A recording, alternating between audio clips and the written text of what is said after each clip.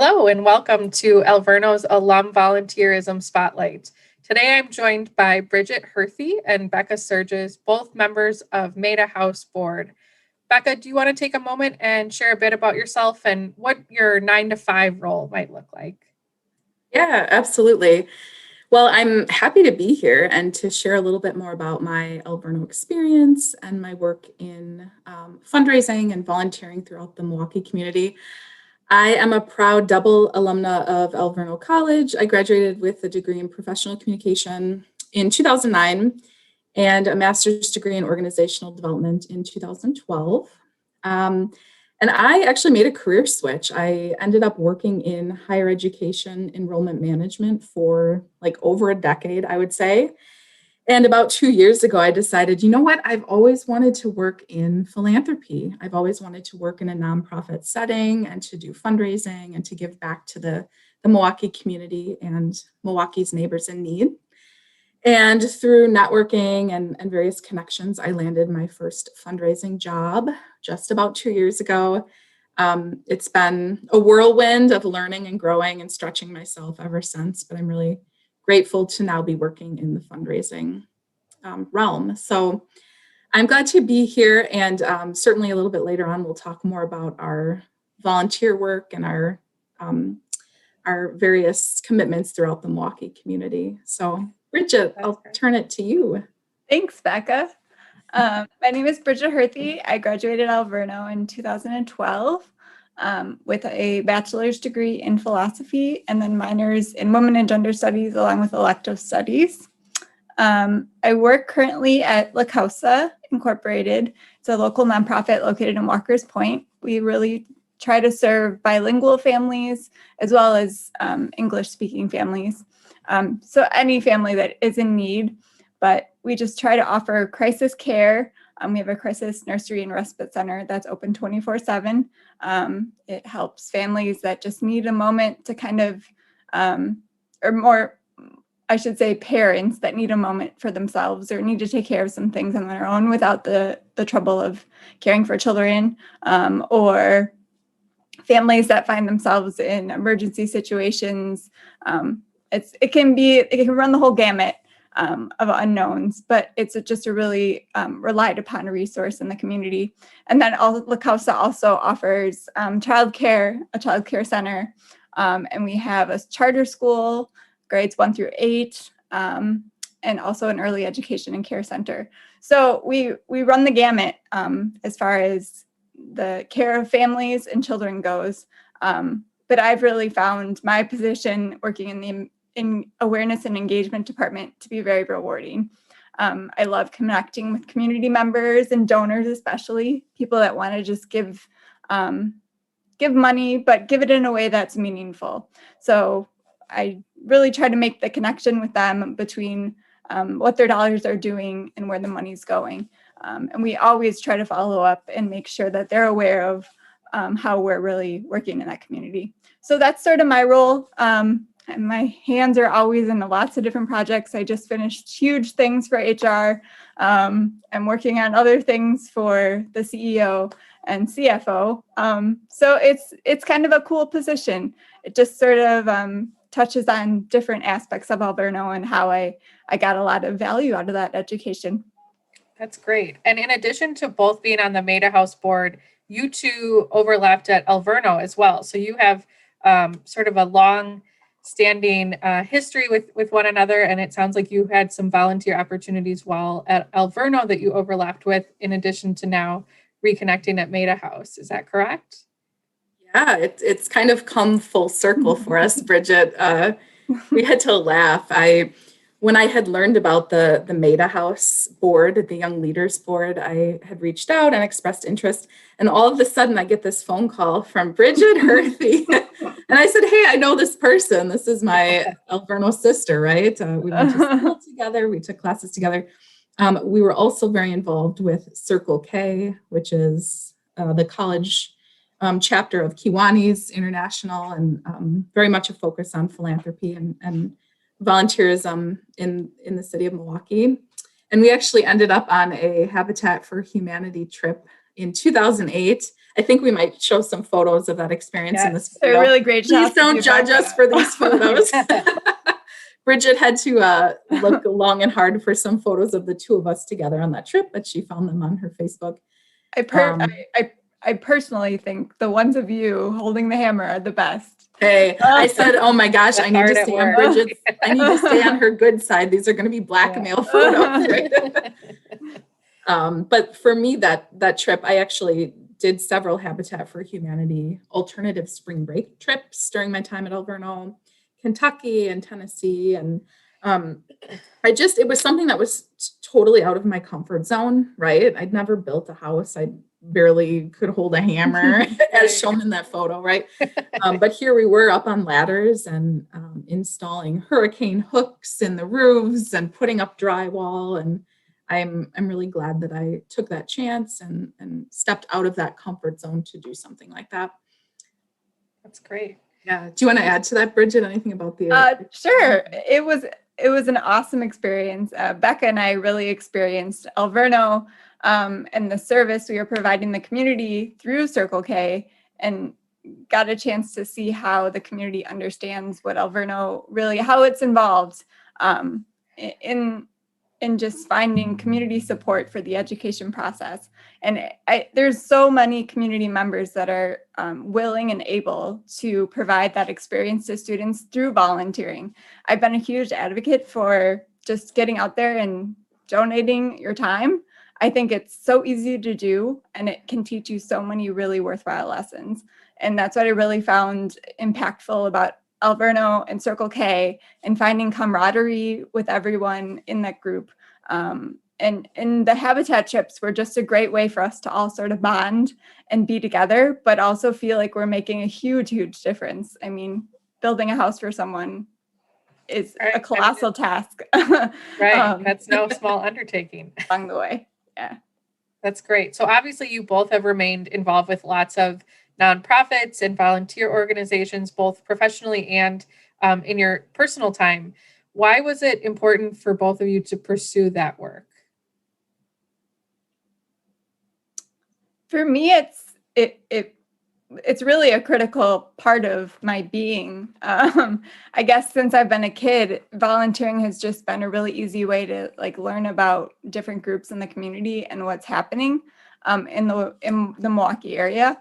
And really through the connections as I've grown older, I've been able to find that I'm making connections with really important people and within these organizations that are connectors.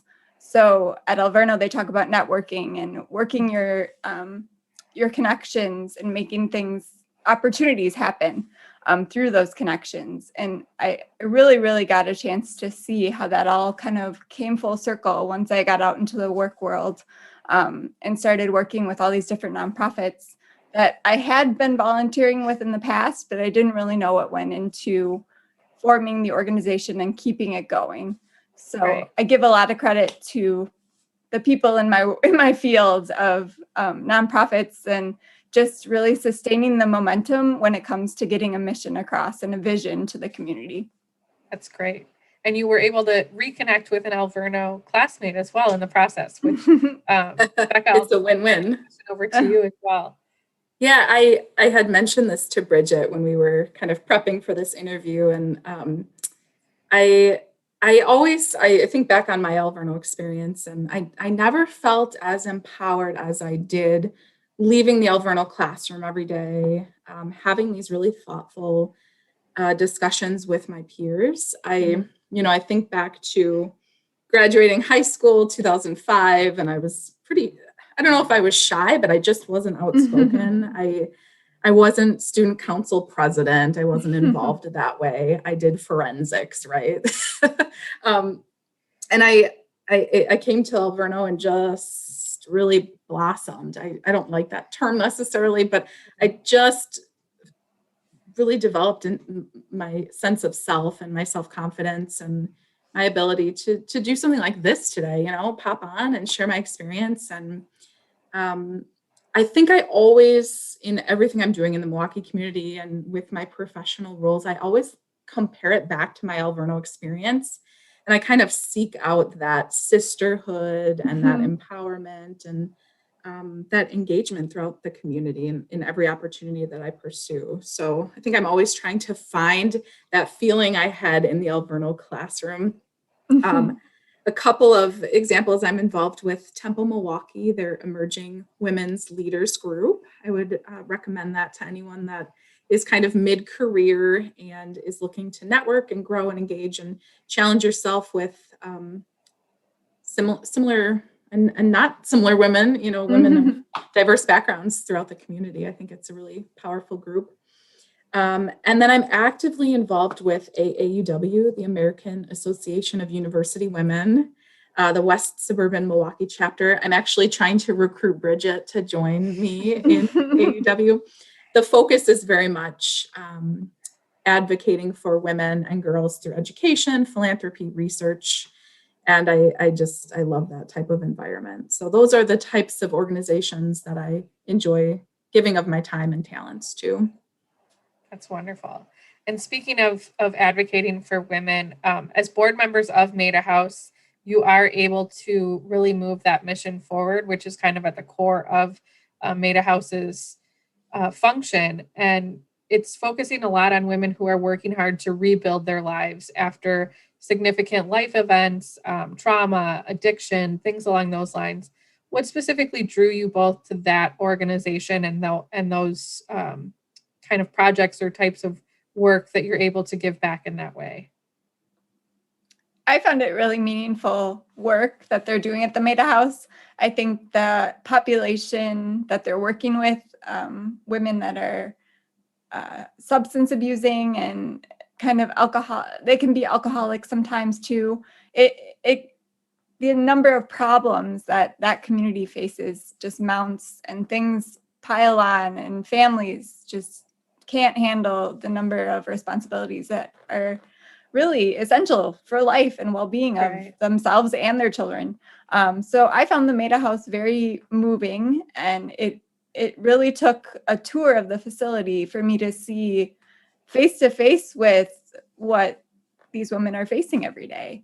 And it also just brought my attention back to Alverno in the sense that I was a women and gender studies student when that program started at the college. And I just focused so much in those courses on who is a woman, what is she made of, are her experiences defining her, or is she really a different person because of what's happened to her? And going forward, the question was very philosophical in that program. It was just how women see themselves, and then how they act on how they see themselves in the world around them. So I found so much satisfaction out of being on that on the Young Leaders Board, of the Maida House, and seeing how these women sort of take a journey, and they go through recovery, and they come out different people than they came in. And that was just very moving to me. And I found so many different ways to connect my education from the Alverno setting to what these women were experiencing. It was almost like it was a visualization of what I had been reading in the books, and like, it's real, it's happening. And that was just comforting for me to know that there was this resource for women in those situations. Yeah, and I would add to that. I had a family member years ago who actually lost her life to drug addiction, and I, kind of from a distance, I saw that ongoing struggle that she had, and just knowing that there is this safe space for women and children to go to and to find resources and help, I think is really comforting, and is incredibly important in the city of Milwaukee, where drug addiction and similar issues are quite prevalent. So for me, there was the family connection. Like I said, I work in fundraising now, and I know that any nonprofit is looking for somebody that can contribute fundraising expertise. So I wanted to be able to bring that to a different setting other than my professional role. And I love the mission of Maida House. I mean, check out the website if you haven't learned about the organization, but it's incredible what they're doing. I'm newer to the board, so I'm still learning as I go, but it's been wonderful so far. And I love collaborating with Bridget again. Great to see you all the time. Hey. Even if it is on Zoom. Right, I know. Hopefully this will be the tail end of that. So, Fingers crossed.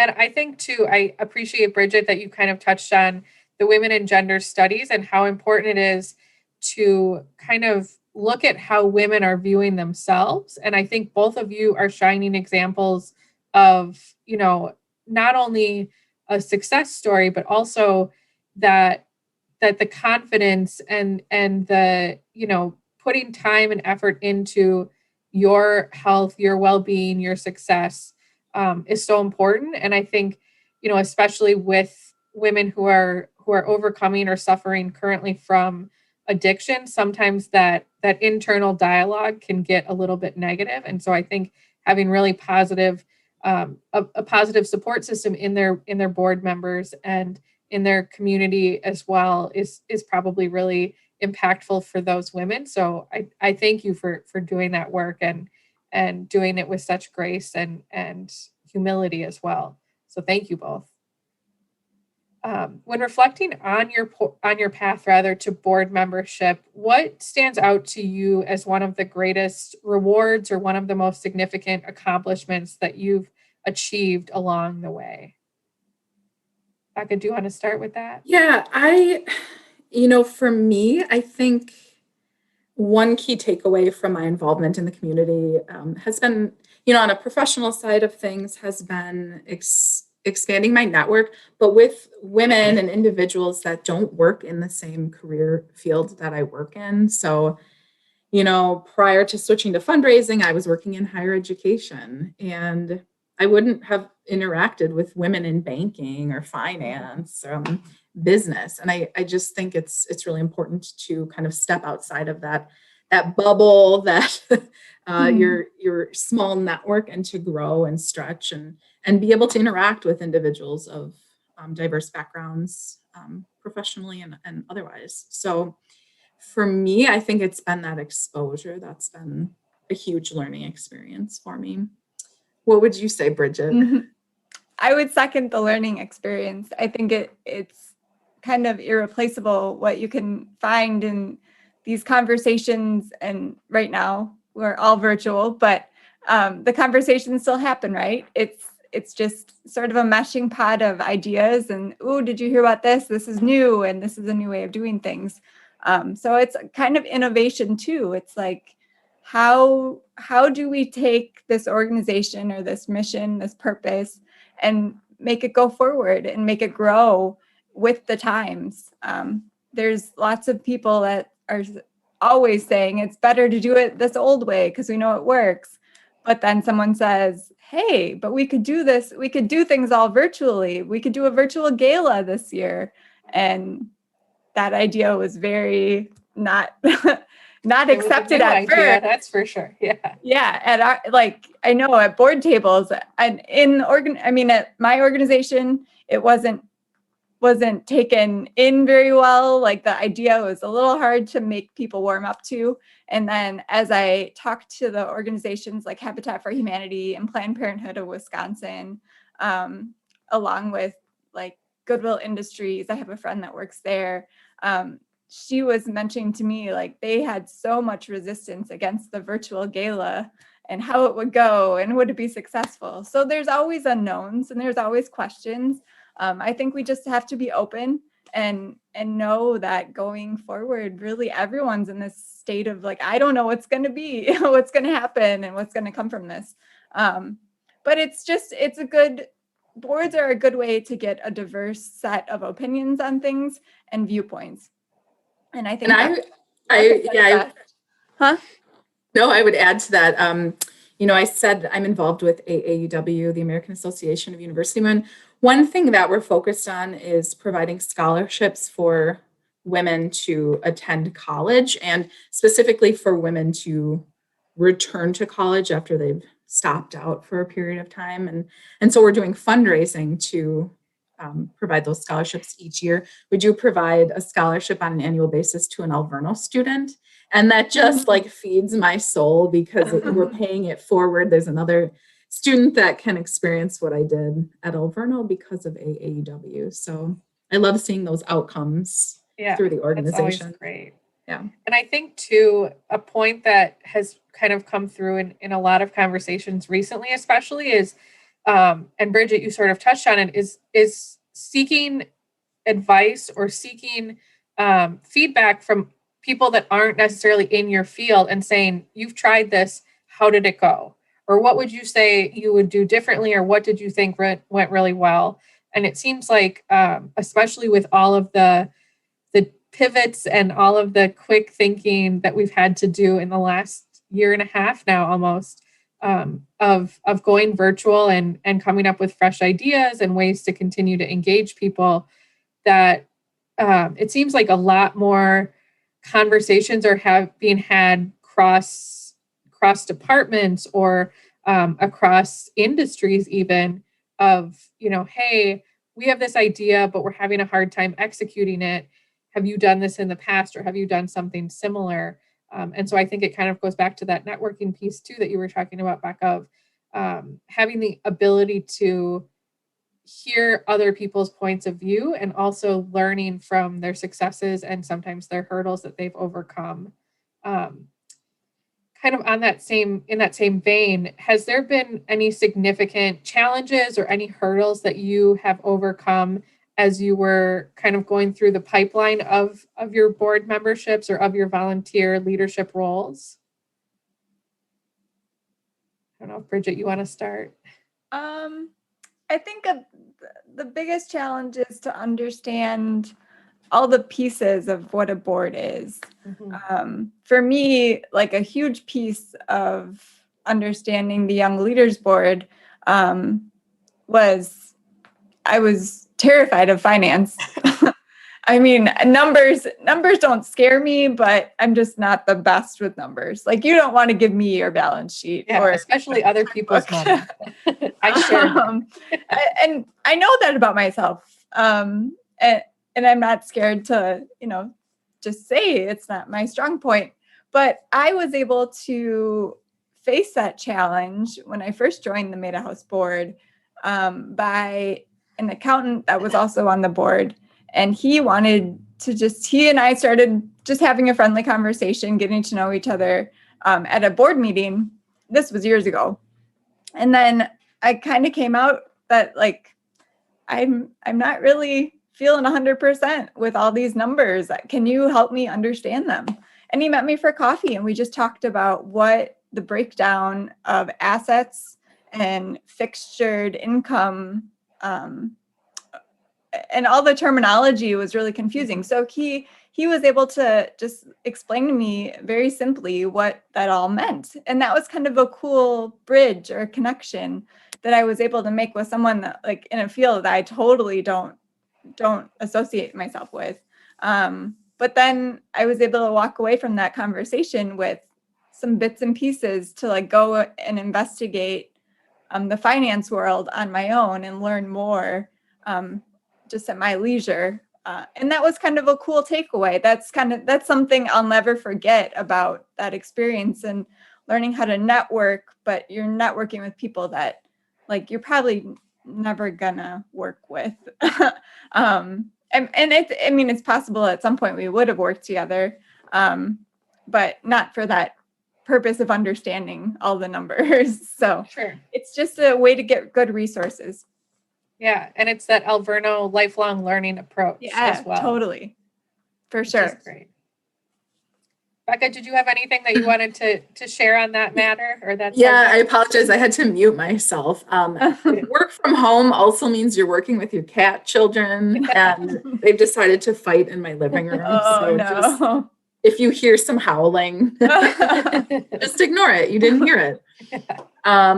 For me, a significant challenge, I think it's similar to the opportunity where we're networking and we're meeting people from different industries and tapping into their expertise, which is different than our own, but kind of in the same sense that can be really hard because there are different perspectives and different leadership styles and this different expertise that comes into play that you're not used to or you're not comfortable with. So I think for me, it's been an opportunity to grow and maybe take on some of those leadership skills that I didn't know I had in myself, to navigate a difficult conversation, or for me personally to decide, this board isn't the best fit for me anymore, and I need to step down, and I need And that's to. okay. It's okay, and it's okay to say no. And it's easy for us as, young women to get overcommitted and to say yes to lots of things. But I think I'm learning as I get older and a little bit more into my career that, like, no, I need time for myself. I need self-care. I need to see my family. And I can pick and choose what works best for me and where I want to put my time and energy. Right. Yeah. So in that same kind of mindset, what advice would you offer to professionals or to recent grads who might be looking to enter sort of the pipeline into volunteerism, or even into a leadership role within a volunteer organization, such as a board membership? I would suggest to just keep track of everything you're doing. Mm-hmm. Even if you don't think it's a huge piece of your volunteer history or your experience, just keep a list going of every organization you've contacted and the people you've contacted and within that organization, and their emails and phone numbers. I mean, that was key for me, especially during the Obama campaign when I worked in politics, right after I graduated Alverno. That was huge, to know who I talked to and when I talked to them, and what did I talk to them about? What did they find interesting about me as a person that maybe they would have never known unless we started talking or had a discussion. So just really tracking what you're doing and how you're doing it, so you can go back and say, I took away these, success stories from this one opportunity, and none of that would have happened without my efforts. I think it's a good way to track personal growth as well. It Oh, sounds totally. Like, having that kind of self-affirmation of, look at how much I've done since working on the Obama campaign, or since volunteering with this organization or that organization, that now not only is my confidence a lot higher, but I've gained so much experience and been able to connect with so many diverse people that have helped to build me into the successful woman I am today. So that's great. 100%. Yeah, I would add to that, I'm big on LinkedIn. So for anyone that's, getting into their career for the first time, or somebody that's advanced in their career, I think it's really important to use something like LinkedIn to connect, to network, and to kind of track who you know, what their industries are. For me, I like to schedule coffee meetings after I meet someone at an event in the community, just to pick their brain and ask them questions. And you never know when you may be able to support each other long-term down the line. I would say another piece of advice for someone looking to get into leadership or to take on a volunteer role is to push through that imposter syndrome that you may have. Oh my gosh, I'm not ready to be on a board. I'm too young. I don't have enough experience, whatever it is. There's always an excuse in our head, right? Because we're uncomfortable. So I would say I have to do that every day for everything I'm doing. Like, sure, there's that voice that's like, oh, you're too young. You haven't done this before. You don't know the finances of the board. Push through it. Somebody's going to be there to support you. And if anything, there's resources you can pursue and tap into to connect the dots if you don't know something. So I would say just push through, get out of your comfort zone. It's a learning experience. And I look at being on a board is that I'm going to every meeting with an open mind and questions already kind of prepared. Not a lot of questions, but maybe a few that I can ask to just start a conversation and make it an environment that's open to sharing ideas and solutions. And I think one kind of hidden benefit that I've actually found recently is that sometimes you have knowledge and experience that other people really value and that you wouldn't have thought to share otherwise.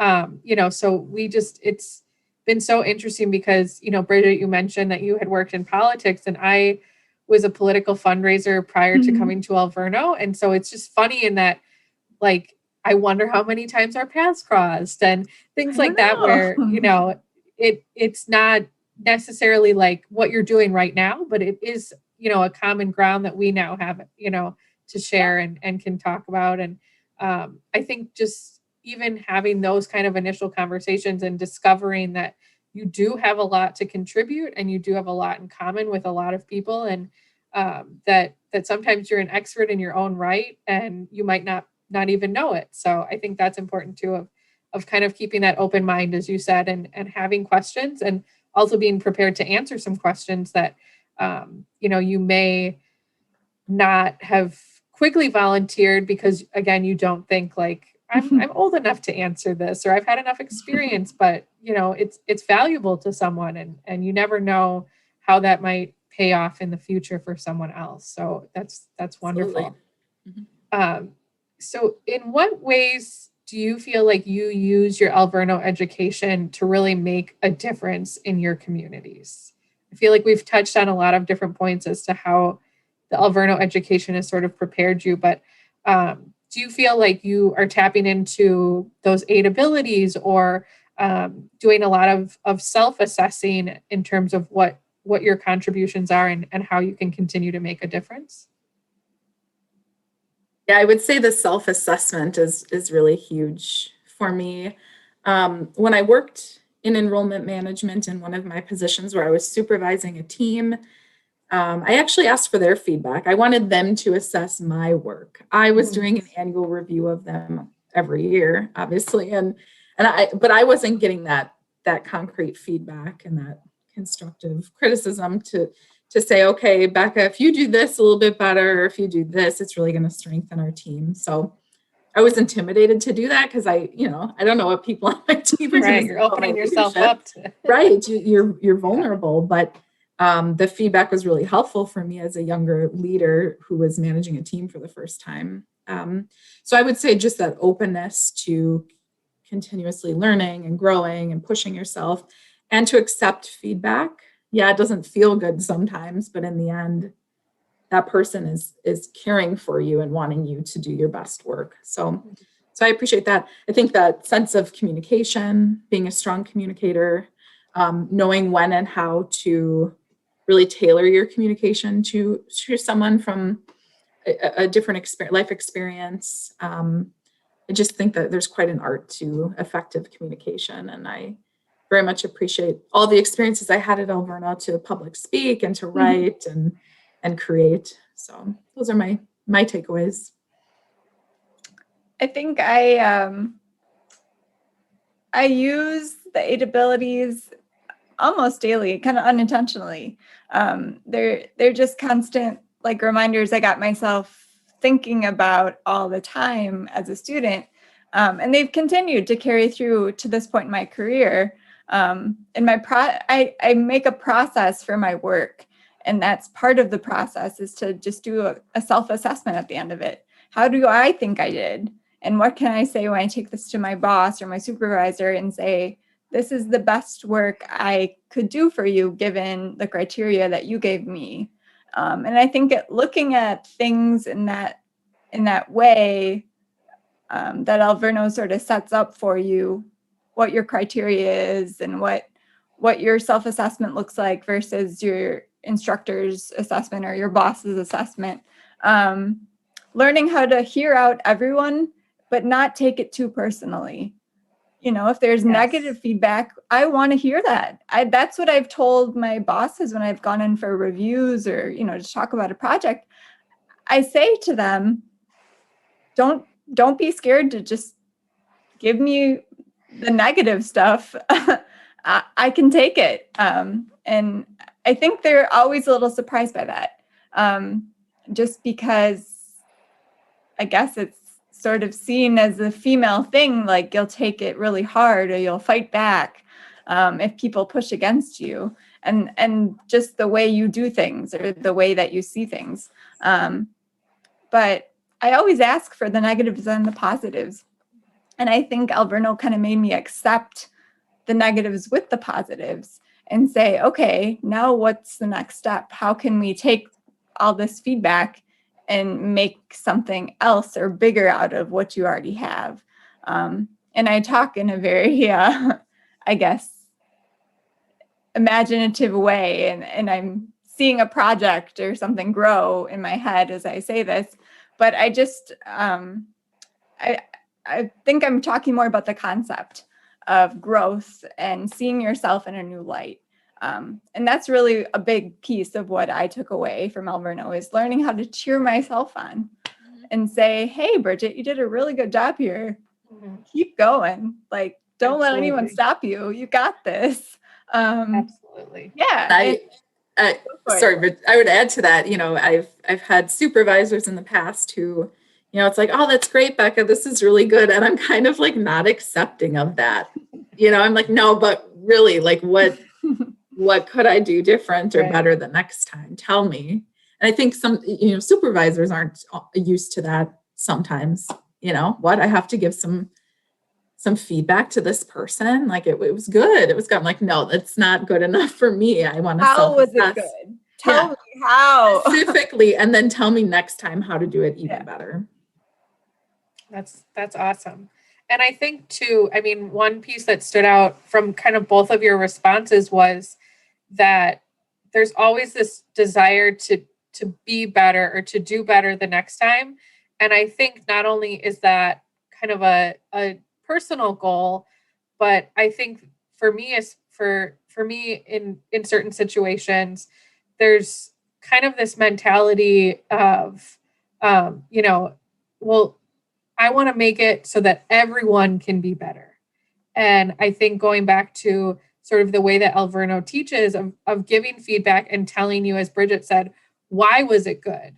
I think speaking in that way to people, especially with so many of the other things that are going on in the world, and being able to quantify someone's success in such a way that they understand what worked well, but it also leaves them hopefully hungry for growth and improvement. And I think that comes back to what a lot of us have learned as well of, okay, I'm satisfied with your response that I've done a good job, but I want to do a great job the next time. And so am I being the most productive team member? Am I being the most productive supervisor? Am I doing a lot of those things to the best of my ability, as Bridget had said, given the parameters under which I'm working or the tools that I have at my disposal and things like that. And I think one of the things that really stood out to me when I was completing my education is that there's so much kind of opportunity to look within and do a lot of self-reflection, and it wasn't ever in a critical way. And so I just love that there's so many women out in our community now, especially that can receive feedback, and as both of you touched on, say, I want to know what I can do better, and not internalize it as you didn't do it well, or you aren't good enough, or you don't deserve this or whatever. And kind of going back to the imposter syndrome too, that Becca had talked about of, I think so much of it is teaching women how to really lean into their strengths and lean into their successes, but also want more from themselves and from those around them in a way that helps everybody grow. And that's kind of my soapbox. I loved what you said. I think volunteering on a board is the perfect way to test yourself, or to test out the different skill sets that you've acquired or you've heard about and you're interested in, and you want to just see what it's all about. I know for me, when I joined the Maida House board, I was, like I said, really hesitant. I went and met with that other board member to learn about the finance, and I went and talked to staff people there, therapists that worked with the clients, to learn what the client perspective was like. And I talked with their fundraising staff because I'm from their world. I know exactly what campaigning and development looks like. So what tools were they using that I had rather in the past? So it's learning how to work your network within the organization you're representing on a board, and just taking the most out of the experience, because as a volunteer there, you're not linked to a paycheck, you're not on their payroll, but you're still an important piece because they want the public to gain, or they want to gain the public's perspective rather. They want to see how people outside see them. And I think that's one thing as a volunteer board member we can really bring to the table, for the Maida House staff, is this is what we're seeing as a big issue, or what we heard about. How do you think you can help with it? Bringing ideas of solutions, I think, is the biggest thing I think can come out of those meetings, and just hearing everyone's ideas. And I think sometimes, like, I talk about imposter syndrome, but it takes time to get to that board level as well. Mhm. Like I wasn't on boards at 22, like right out of college. It took time. So I think Bridget's a really good example of like volunteering at an organization first, like learning the mission, learning the strategic plan and what they look to accomplish in the community.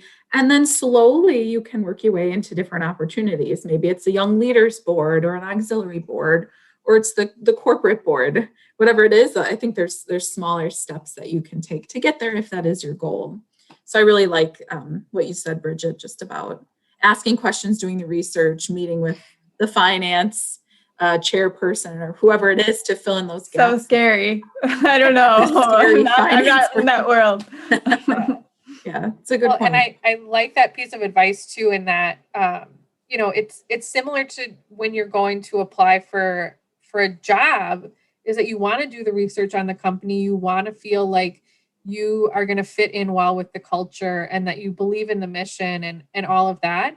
And I mean, volunteerism to me is so impactful because it's something that you're choosing to do in your free time, Mhm. and that you're not being paid for this role, but you are so invested in what they represent and what their work is doing for the community. And so I love the idea of starting out just in whatever volunteer capacity that they're looking for, or that you're able to do. And Bridget, I know you've had a lot of other roles on leadership boards and things like that have come from a long-term volunteer effort and commitment. And so I think it's a good reminder too, for, as Becca said, is that it might not happen at 22, but that doesn't mean that you're never going to get it. It just means that there's a lot of opportunities for you to kind of test the waters and see what really speaks to you. So I appreciate that both of you included those in your responses as well. Totally. I agree 100%. That's great. And so I love this question because I get so many different variations of a very similar message. But what to each of you does Alverno strong mean? That's a loaded question. Everyone always is like, that's a really tough one. Oh my gosh. It means everything, but it also means so many individual things. And yeah, I feel like my response might be rambly a little bit, but that's all right. There's lots of things. Alverno strong to me means being empowered, being your authentic self, and bringing that to any conversation or any position that you hold. Really being truthful to yourself and your values and what you believe in.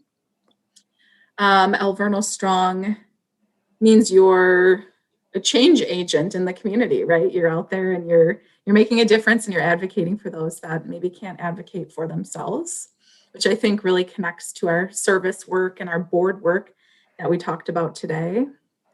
Alverno strong means problem solving and getting through the tough times in a way that really makes sense for you, and you can apply those techniques that you learned through Alverno and your life experience to get to the other end of things when there is a conflict.